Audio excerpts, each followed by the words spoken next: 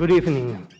It gives me a great pleasure to welcome all of you to the annual conference in economics and to this ceremony in which Universidad del Pacífico will confer the distinction of honorary member of Universidad del Pacífico on Madame Christine Lagarde. The ceremony will be conducted as follows. We will begin with the opening words by Professor Gustavo Yamada, member of the Board of Directors at the Central Reserve Bank and Director of Universidad del Pacífico Research Center. After that, the President of Universidad del Pacífico, Professor Elsa del Castillo, will present Madame Lagarde with the medal and diploma, recognizing her as honorary member of our university. We will then hear Madame Lagarde's keynote speech. We invite Professor Yamada to the podium.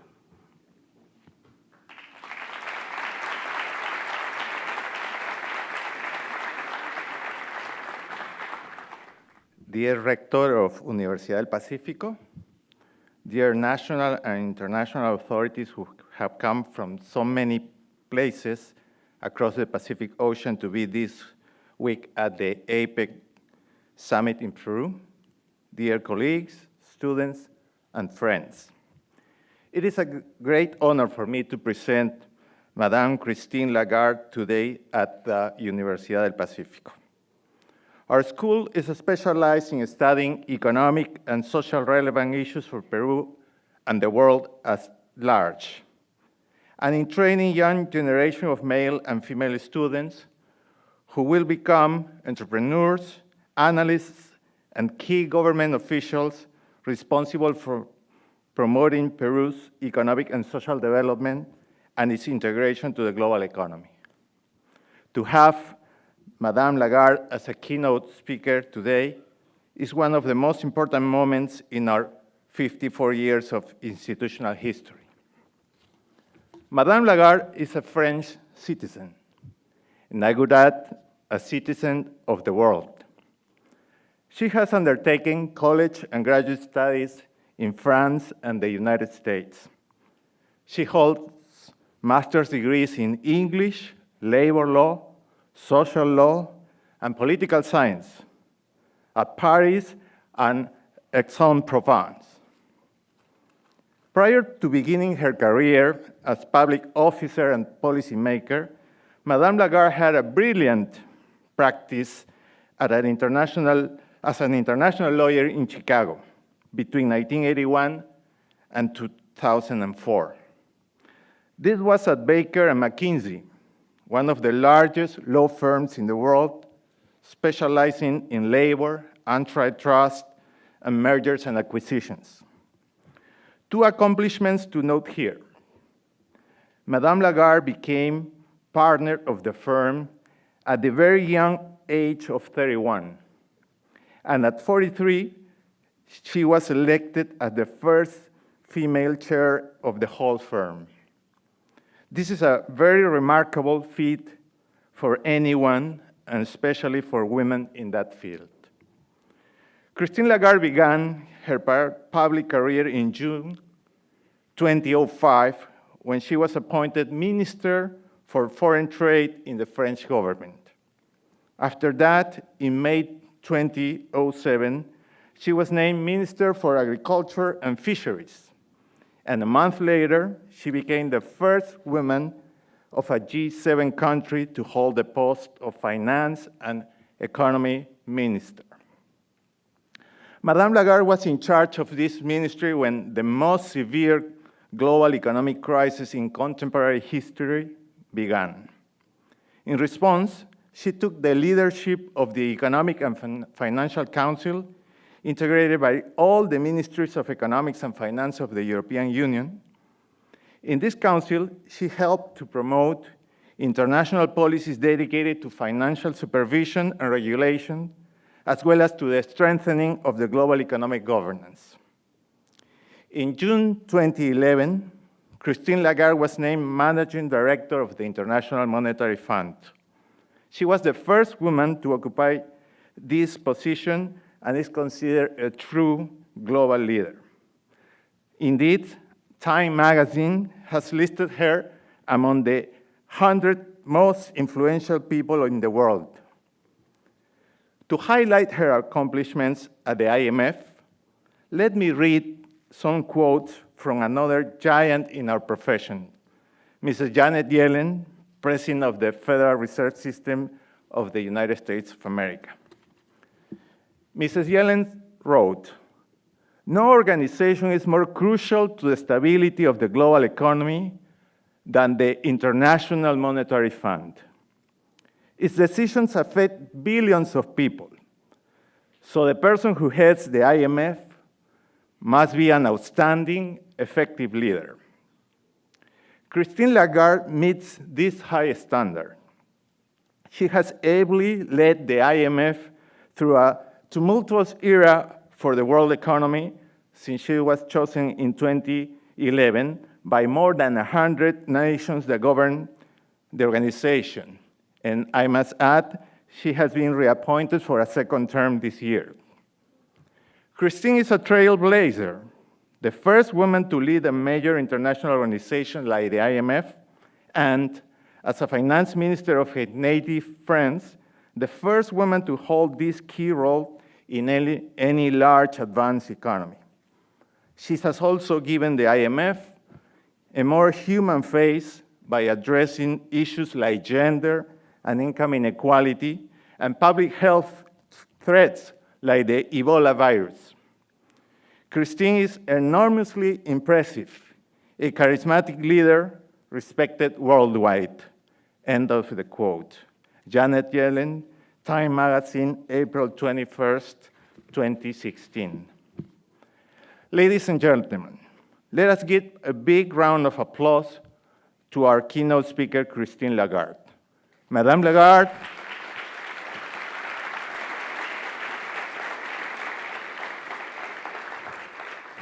The floor is going to be all yours. And thank you very much for accepting the nomination as honorary member of our university community and to speak to our students and colleagues today. Thanks again.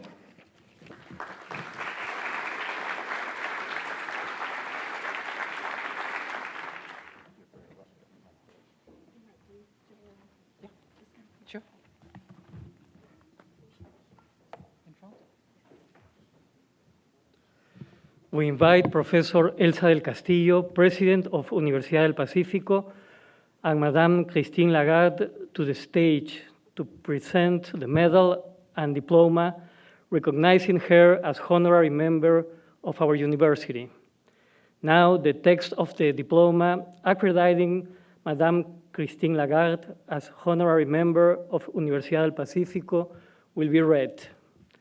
The governing board of Universidad del Pacífico, considering that Madame Christine Lagarde, given her exceptional personal qualities and her outstanding professional work, has earned institutional recognition, agrees to bestow upon her the title of honorary member as a special merit distinction, thus awarding her this diploma so as to be considered and recognized as such.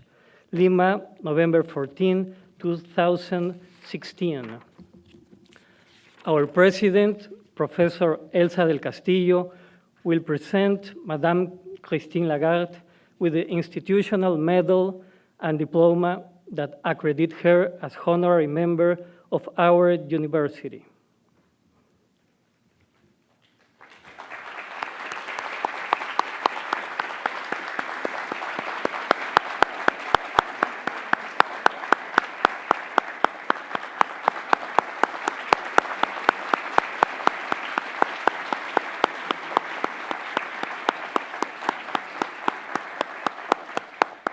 And now we invite Madame Lagarde to the podium to give her keynote speech. Muchas gracias y buenas tardes. Thank you very much. Actually, I wanted to keep you around, President, because I had a book for you, but I will give it to you later. It's a testimony of the IMF's gratitude and recognition of the talents of this university and the our gratitude for honoring me and through me, the entire institution, the International Monetary Fund. But I will give this to you later. It is yours. Professor Gustavo Yamada, thank you for your generous introduction. It was extremely comprehensive, and I'm ever so pleased that you quoted my colleague and friend, Janet Yellen, who is a beacon of independence and clear mind. President Elsa del Castillo, I'm so proud that you are the first woman president of this university, and I would like to congratulate you on this position and the leadership that you display, as well as all the students and the faculty members who are in this room. So to all of you, bravo, well done.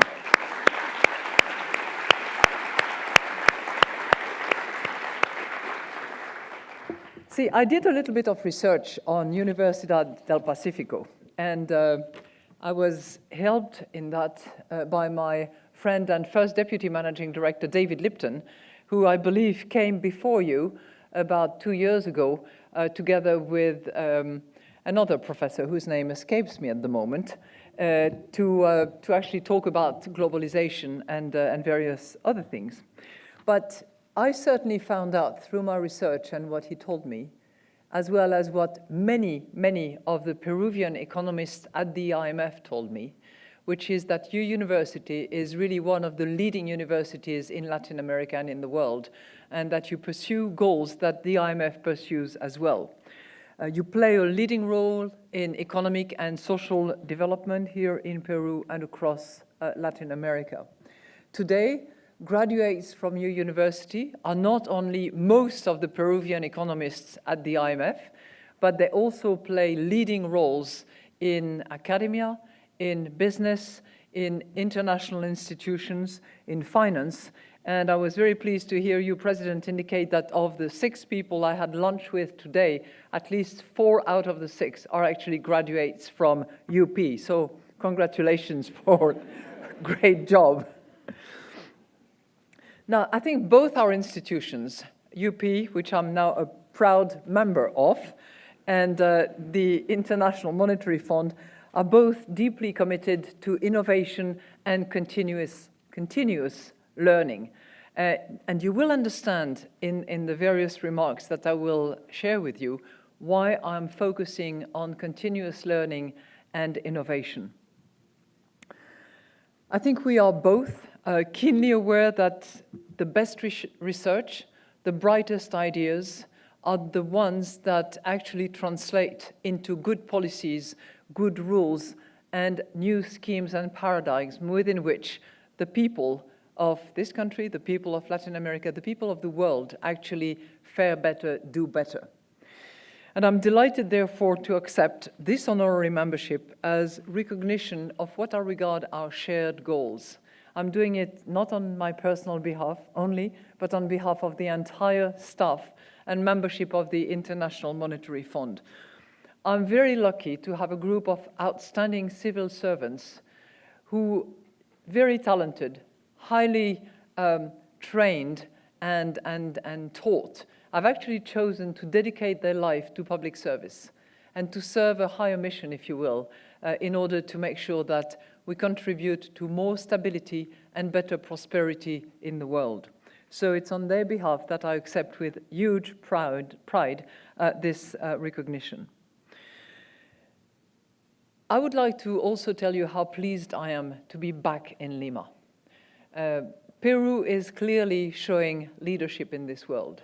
And it was only last year that you brought to Lima the great and the goods of economy, finance, banking, and all the rest of those, not only making policies, but being actual players in this field. During the annual meetings of the IMF and the World Bank, the entire economic and financial community came to Lima. And it was just a really extraordinary moment of not just hospitality, but collective focus on what drives all of us further. And again, I will touch on that later.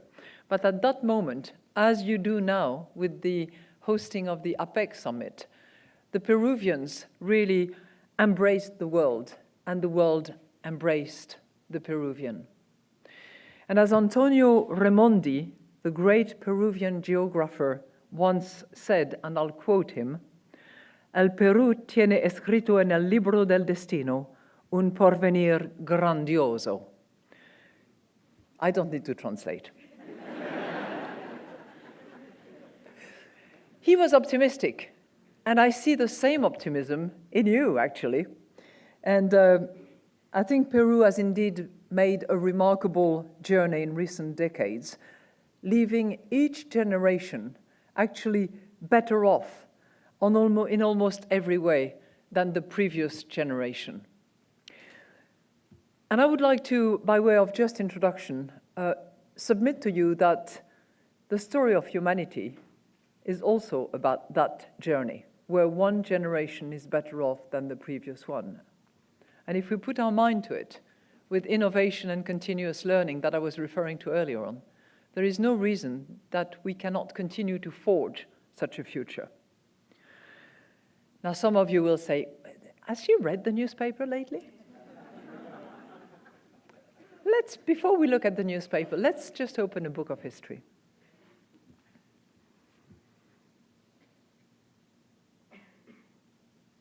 When was Antonio Raimondi born? 1846. When he was born, 90% of humanity, 90%, 90, lived in extreme poverty. As you know, that dropped to 37% in 1990. And last year, as we celebrated the Sustainable Development Goals that should take us to 2030 with 17 objectives. So last year, that poverty percentage dropped to single digit for the first time in history. So in addition to being more prosperous, human beings live much longer and much healthier. Back in 1900, average life expectancy around the world was 31 years of age.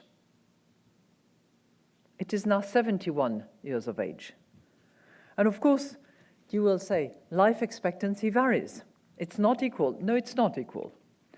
And it varies very much across region, from 61 in Africa to a high or more than 80 years in Northern Africa, in Japan, and many European countries.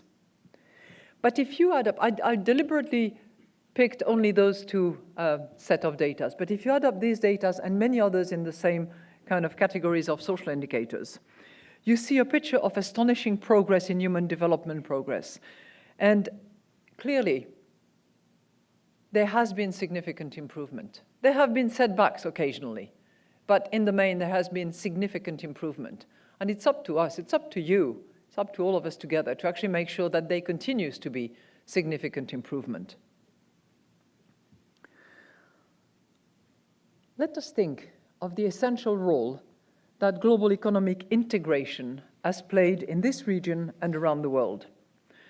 By opening countries to trade, migration, capital flows, movement of people, technology sharing, the world has been transformed. Between 1970 and 2008, for example, global exports of goods and services saw a 9-fold increase, which contributed to an almost 3-fold increase in average income in emerging and developing countries, and helped to more than double average income in advanced economies, while lifting hundreds of millions of people out of poverty in some of the low-income countries. Now, this has, of course, benefited all countries in the APEC area that meet here in Lima this weekend. And it has benefited Peru, indeed. Peru has seen tremendous progress, with the poverty rate in 2015 being less than half what it was only 10 years ago. Average income in Peru has nearly tripled to $6,000 market rate, 12,000 PPP, and that over the 2 decades. Why? Because of good macroeconomic policies, booming commodity trade, combined with a better investment climate and stronger social protection programs. In other words, I'm not saying here that economic openness has in and of itself created this state of fact, but I'm submitting that without it, it wouldn't have been achieved in that way, and it wouldn't be where it is today. So now back to the newspapers. Because gains from economic integration and technological change have not been equally shared. In the United States, for instance, but also in other advanced economies, some industries, some regions have been heavily affected by labor-saving technology and competition from low-wage countries, the two factors combined. And this has contributed to a sharp decline in US manufacturing employment and has caused deep, long-lasting effects in some local labor markets. But this is not just a recent development, because some of these effects can be traced back all the way to the 90s, when China, India, and all former communist countries entered the global trading system. And this was a pivotal moment, because the size of the global workforce effectively doubled at that point in time, which put downward pressure on wages, especially for the lower skilled workers in advanced economies. But for a significant number of lower skilled workers, the benefits of trade, better, more consumption, additional productivity, pressure on costs, the benefits of trade and innovation have been outweighed by the cost and the side effect of that combination of trade and innovation. And one of these side effects has been a rise in economic inequality over the past 2 decades. Inequality of income, for example, has risen substantially in major emerging market economies, especially in Asia and Eastern Europe. In Latin America, inequality levels have been declining, but it remains the world's most unequal region. That's for the emerging market economies, but if we look at the advanced economies, inequality levels remain high as well. And in all the major ones, incomes for the top 10% increased by 40% in the past 2 decades, while growing only modestly at the bottom. And we have seen the social and political consequences. Voters in the United States and in the United Kingdom, for instance, have sent their clear signals of concern about migration, about trade, about technological changes, and they have called on policymakers to boost domestic employment and income growth. And clearly these developments pose a challenge for countries that have benefited greatly from trade in the past, such as Peru. But they also pose an intellectual challenge for policymakers and the economic profession as a whole, and to economists like you. And I think it is going to be our job to actually analyze and explain how trade has benefited growth, how it has been one of the key engines for growth in the past few decades, and how that engine needs to be perfected. And to do that, we need to identify where policies have fallen short and how we can extend the benefit of integration and new technologies while making sure that the gains are shared more widely. In other words, we need a better policy recipe to foster inclusive growth. And to do that, we need to reinvent trade. What's needed? Well, think of retraining workers, anticipating the fact that technological breakthroughs are going to create disruptions, are going to create displacements. We need to anticipate it. It's not enough to actually acknowledge that it's happening and then provide some remedies. It needs to be anticipated. Think of minimum wages and tax incentives to give women more opportunities in the labor market. Think of smart education policies that allow young people and not so young people to thrive in the digital economy. We also need more economic fairness.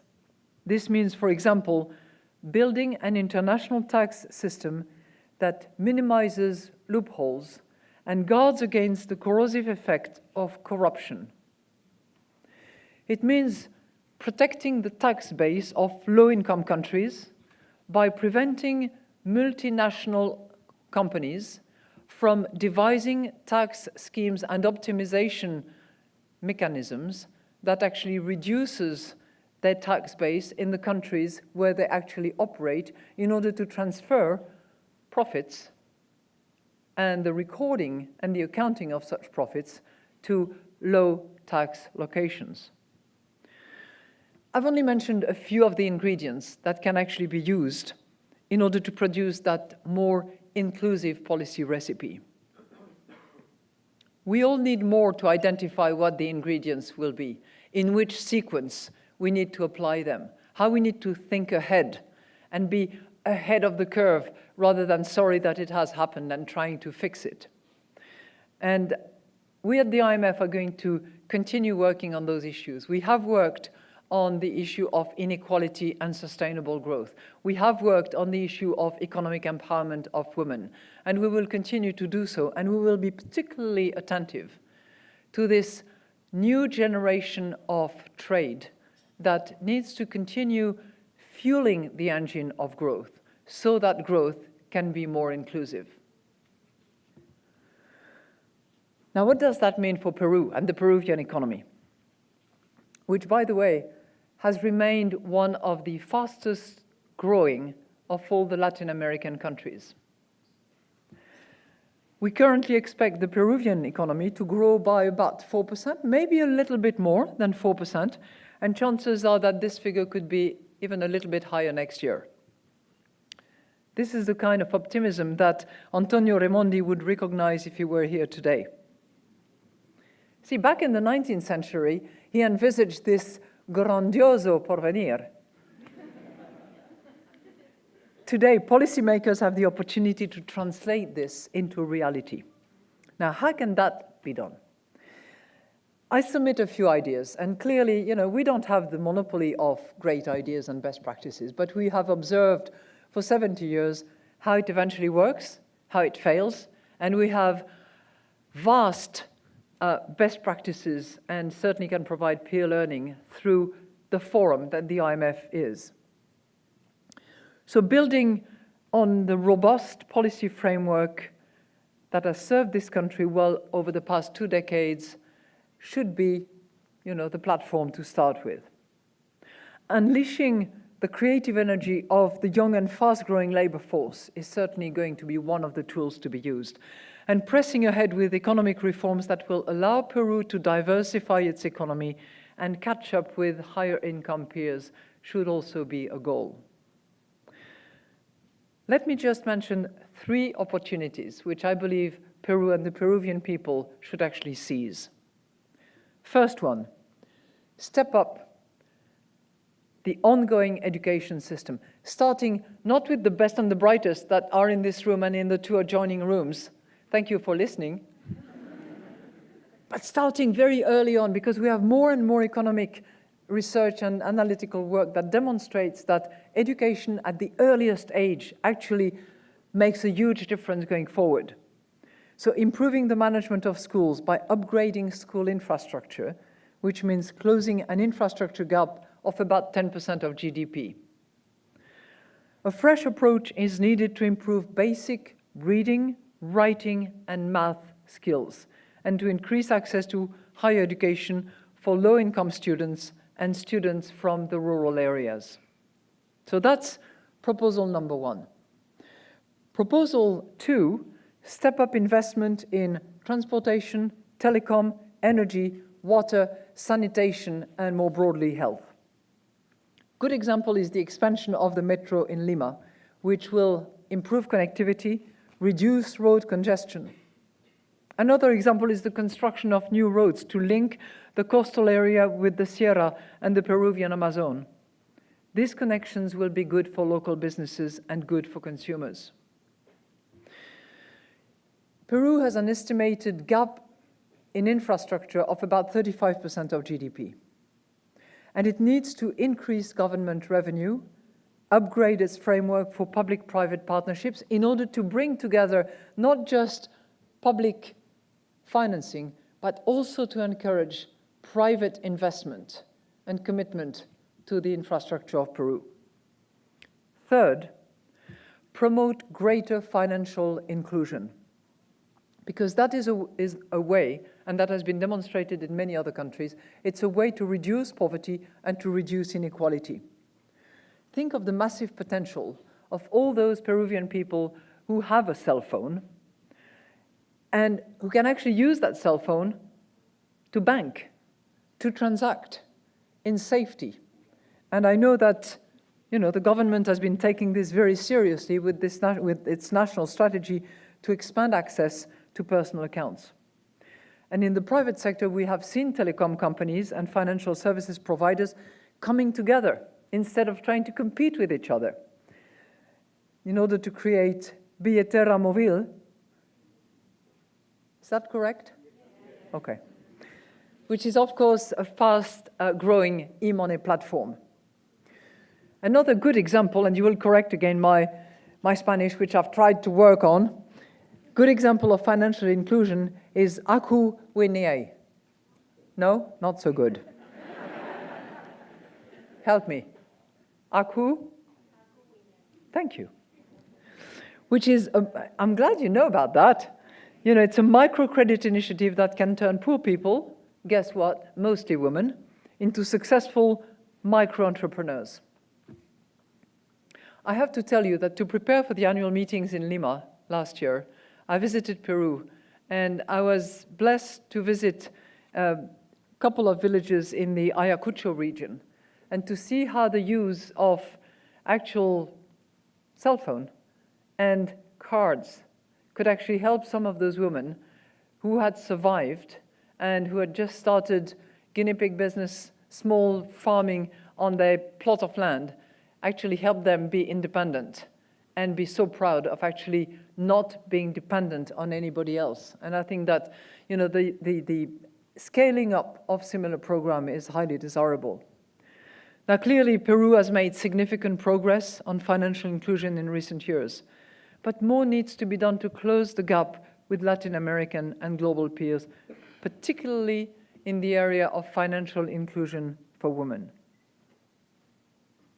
Do you know, for instance, that 70% of female-owned small and medium-sized enterprises, 70%, are either underserved or not served at all by the financial sector? Now, that's a huge economic opportunity, because reaching out means more markets potential, more market share for those who make the effort. And it means bringing out of informality, which is clearly one of the characteristics of some countries, including Peru, taking out of informality those economic agents that can actually contribute to the economic value of the whole country. So Peru, in our view, could very well be into that virtuous cycle with higher growth, north of 4%, better macroeconomic policies, clearly the fiscal principles that are being applied go in that direction, which would, if combined, lead to increased level of formalization and higher productivity, which leads to higher growth, and the circle continues. So will Peru be able to seize those opportunities in education, in infrastructure, in inclusion? I believe that it can, and that it will, because of the incredible energy and ingenuity that you are capable of, that you demonstrate in everything that you do, in everything that you cook, in everything that you weave, in everything that you farm. So that can be done, and it can be done particularly when it is supported by this continuous education that both Universidad del Pacifico and the International Monetary Fund actually believe so strongly in. Because we will only improve productivity, we will only invent this new trade, and we will only produce this inclusive growth if we continuously innovate, move forward, look at progress, and make sure that it is inclusive for all. So I have trust in you, and I see in this room many policymakers, many future leaders in economy, leaders in finance.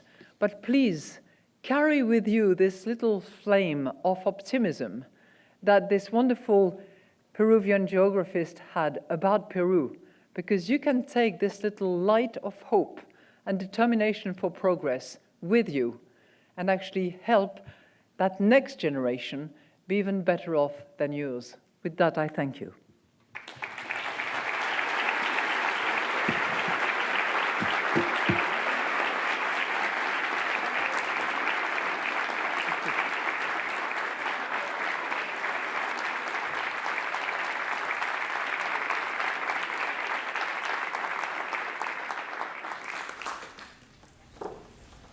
So I'm going to give the book now in front of you. This is a very modest book which tells the story of the International Monetary Fund. And because your president is a lady, bravo, there is also a little chapter at the end of the book which tells what has been the contribution of women to the IMF. It's recent history, I can assure you.